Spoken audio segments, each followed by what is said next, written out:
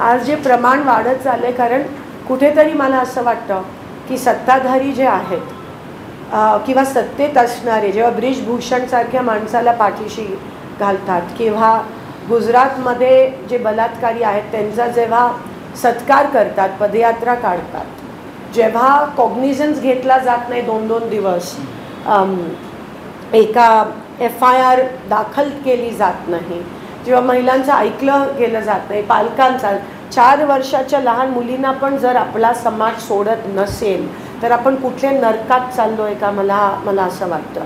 आणि मग स्त्री जन्माचं आपण स्वागत करतो, स्त्री जन्माचा आपण साजरा करतो, पण मग म्हणूनच स्त्री भ्रूण हत्या होते. कारण कदाचित असं असेल का की स्त्री भ्रूण हत्या त्या कारणासाठी होते कारण का पुढे जाऊन मुलीचा असा अपमान नाही व्हावा म्हणूनच मुली नकोत, अशी मानसिकता आपण मागे जात चाललो आहे का ह्या सावित्रीच्या महाराष्ट्रात, त्या जिजाऊच्या महाराष्ट्रात, या रमाईच्या महाराष्ट्रात, अहिल्याबाईच्या महाराष्ट्रात आपण पुढे जातोय का मागे जातोय समाज म्हणून, हे आपल्या सगळ्यांना आज वडील म्हणून, पुरुष म्हणून आपल्याला आता आत्मपरीक्षण करण्याची वेळ आली आहे.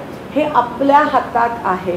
कारण का बाहेर जाऊन तो मुलगा चुकीचं शिकणार आहे, कारण का वरूनच त्याला सत्ताधाऱ्यांचा सपोर्ट जेव्हा असतो तेव्हा लोकांना वाटतं मी काही करू शकतो, मी जेलमध्ये जाणार नाही आहे. अशी जर मानसिकता, विकृत मानसिकता जर बाहेरून त्याला सपोर्ट करत असेल तर घरच सगळं आहे. घरातूनच मुलगा शिकू शकतो, घरच आपला सेफ झोन आहे.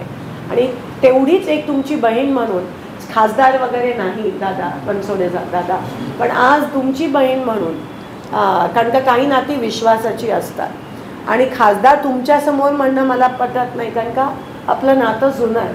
म्हणून आज तुमची बहीण म्हणून मी तुम्हाला एवढा रिक्वेस्ट करते की प्लीज मुलाबरोबर 1 तास बसा, रोज 1 तास शक्य नाही, आज तरी 1 तास बसा आणि सांगा की हे जे घडतंय ते चुकीचं आहे. महिलांची कसंही बोलणं, महिलांना चुकीच्या नजरेकडे का म्हणून तिने सेल्फ डिफेन्स शिकावा, का म्हणून तिनेच असे वागण्याची पद्धत शिकावी. मुलांना शिकवा, आम्हाला नाही. मुलांना शिकवलं तर आम्हाला हे सेल्फ डिफेन्सची वगैरे गरजच नाही आहे. म्हणून मुलांना शिकवा, ते तुम्ही करू शकता.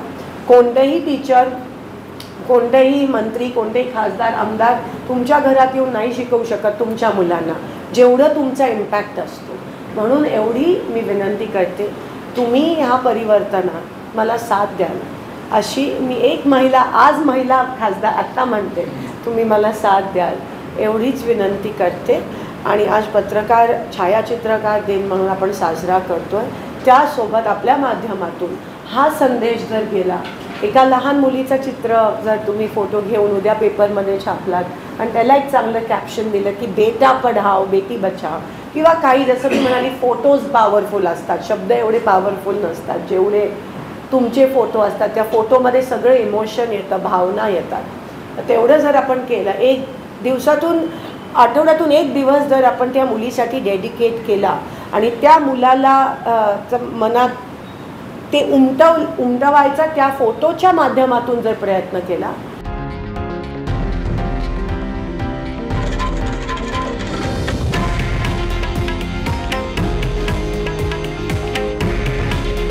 हे आहे देशातील नंबर 1 न्यूज नेटवर्क आणि आपण पाहत आहात TV9 मराठी.